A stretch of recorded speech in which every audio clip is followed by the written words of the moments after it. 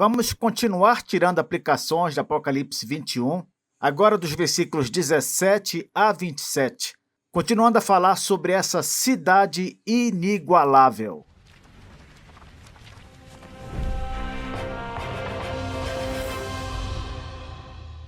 Apocalipse 21, 17 diz assim: Mediu também a sua muralha, 144 côvados, medida de homem, isto é, de anjo.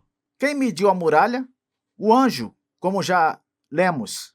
Diz aqui que a medida da muralha deu 144 côvados, o que daria cerca de 70 metros de altura nas medidas humanas. Professor, mas como é que eu vou saber se essa medida é humana mesmo ou uma medida angelical? Primeiro que não deve existir um côvado angelical. Seria até estranho usar esse termo côvado para uma medida que é espiritual. Além disso, o próprio versículo, ele diz o seguinte no final: medida de homem, isto é, de anjo.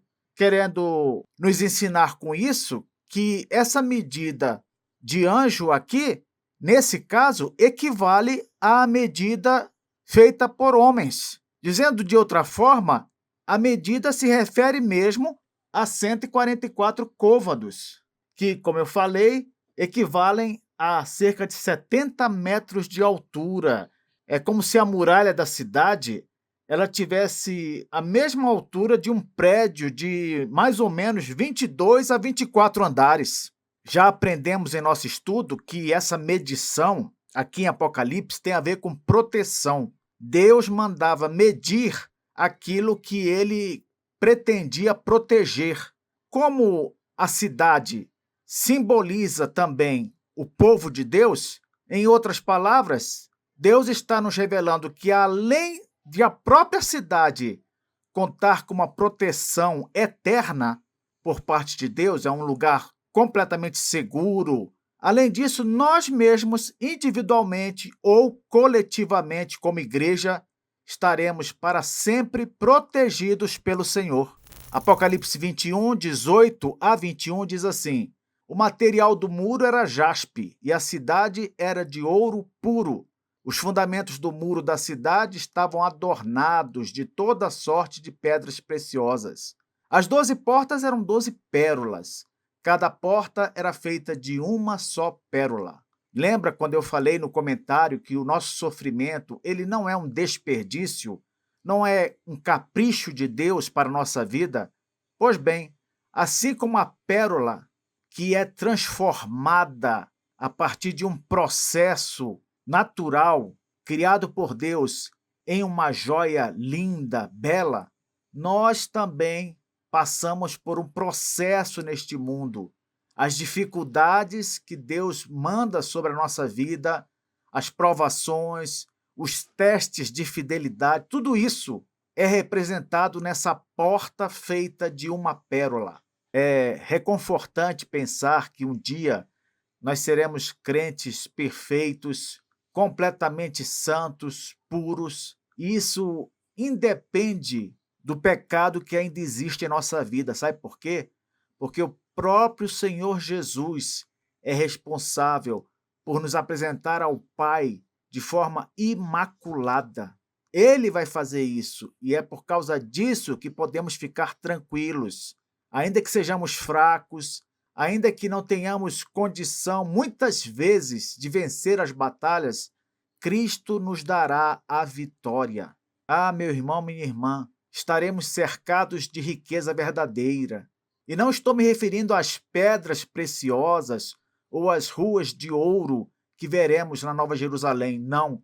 Estou me referindo ao fato de que estaremos com Cristo, com aqueles que mais amamos por toda a eternidade. Apocalipse 21, versículo 22 diz assim: Não vi nela santuário algum, porque o Senhor Deus Todo-Poderoso e o Cordeiro são o seu santuário. Para todo crente que sente, às vezes, uma distância de Deus, é necessário saber que nenhum de nós que cremos em Cristo como Salvador precisamos de um intermediário para ter um contato com o Senhor. Não. Você não precisa nem mesmo de um lugar sagrado especial. Sabia disso? Cristo abriu o caminho. Todos nós temos acesso direto e permanente a Deus. Porém, ainda assim, não podemos vê-lo, porque ele é um espírito invisível e infinito. Contudo, na Nova Jerusalém, Deus tomará uma forma visível e estará sempre ali, morando conosco. Você se lembra que lá no Jardim do Éden, Deus todos os dias se encontrava com Adão e Eva no entardecer e caminhava com eles pelo jardim? Pois bem, na nova terra será ainda melhor, visto que Deus morará ali. A qualquer momento poderemos ir ao seu encontro e ter um contato pessoal com ele.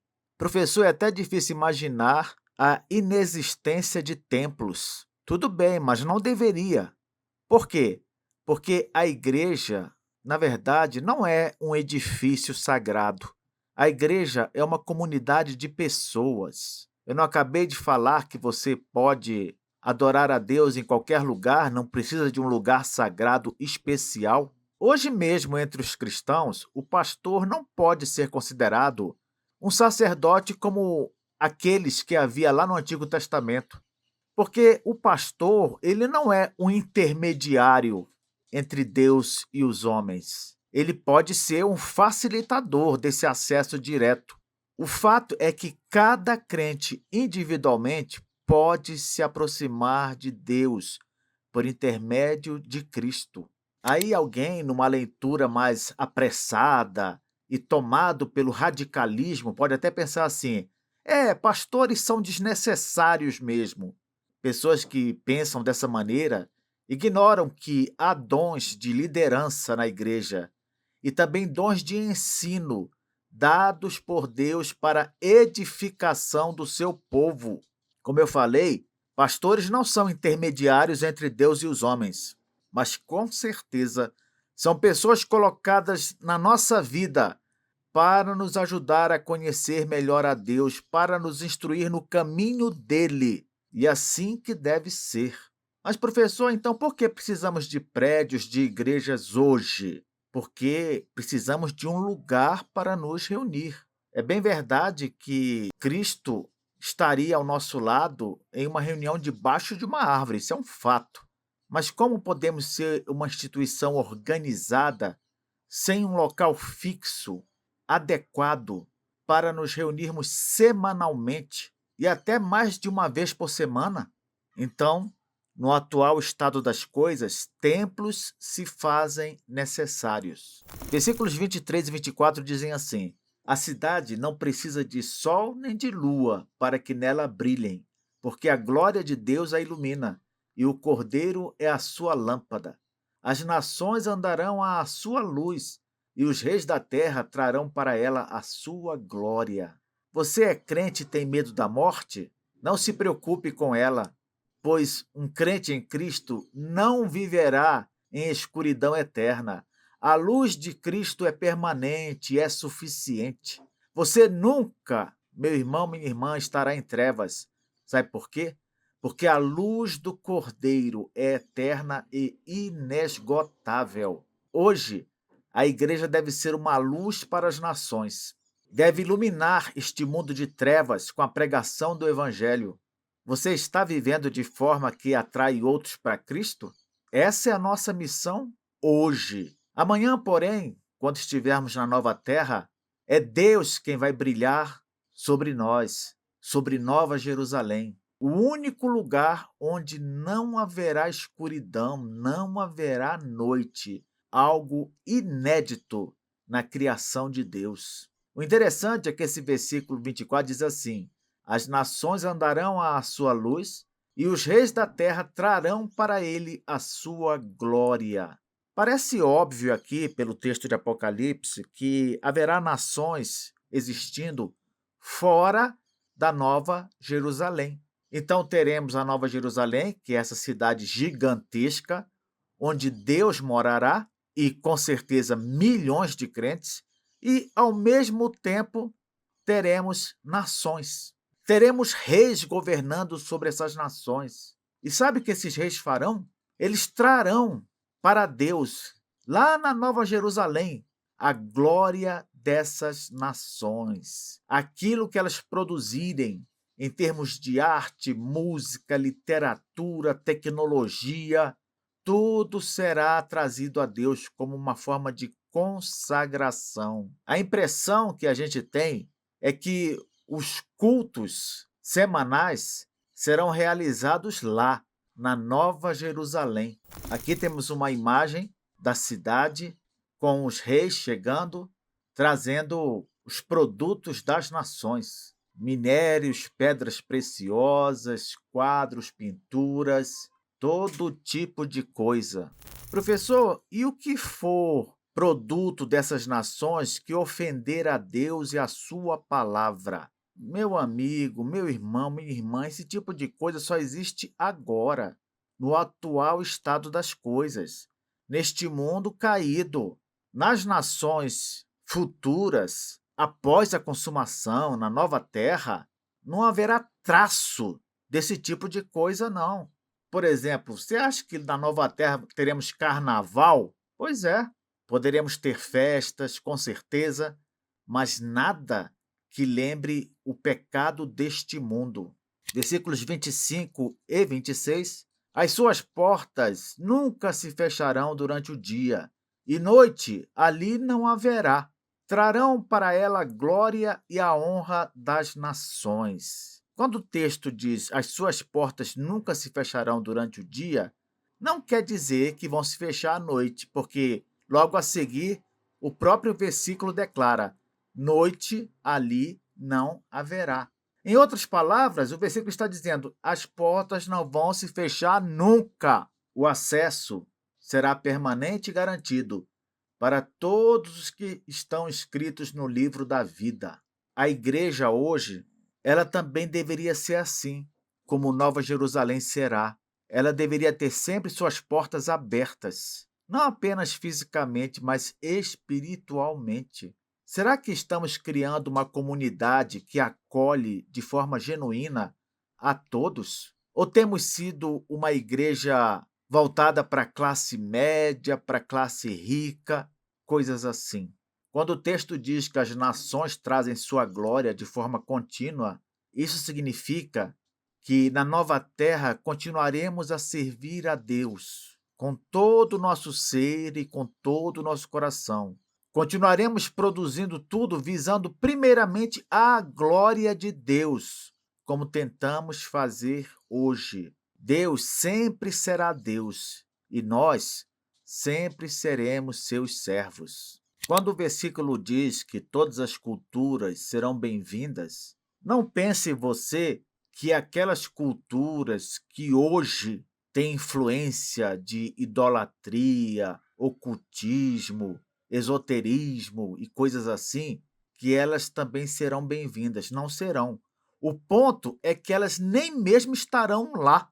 Por isso, nas entrelinhas, nós temos o seguinte entendimento: todas as culturas serão bem-vindas, porque todas as culturas serão genuinamente cristãs.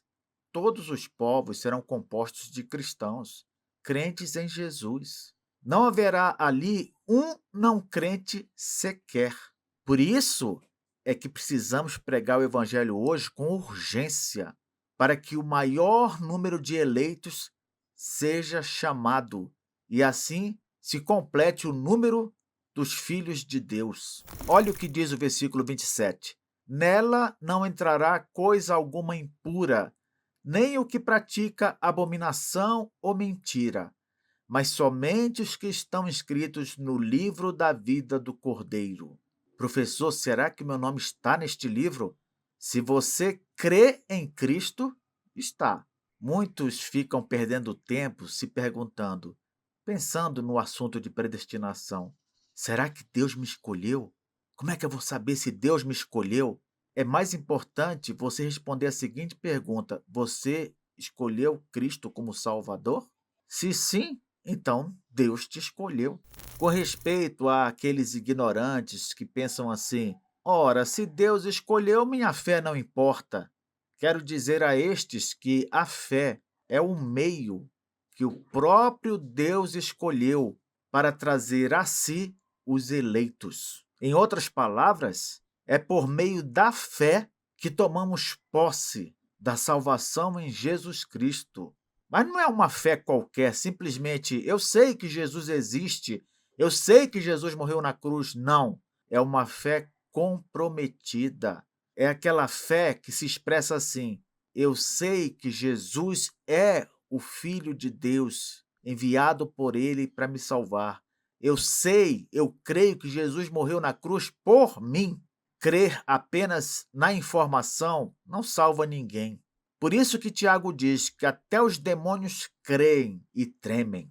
Professor, às vezes eu tenho medo de não ser perfeitamente puro para entrar nesta nova vida. Quando você diz isso, você ignora que o responsável por nos apresentar imaculados diante do Pai é o próprio Senhor Jesus Cristo. Esta obra é dele, em nós, por meio do Espírito Santo. Procure apenas andar no caminho do Senhor, se arrepender sempre que cometer pecado e nunca esquecer que a salvação não é por mérito, mas pela graça de Deus.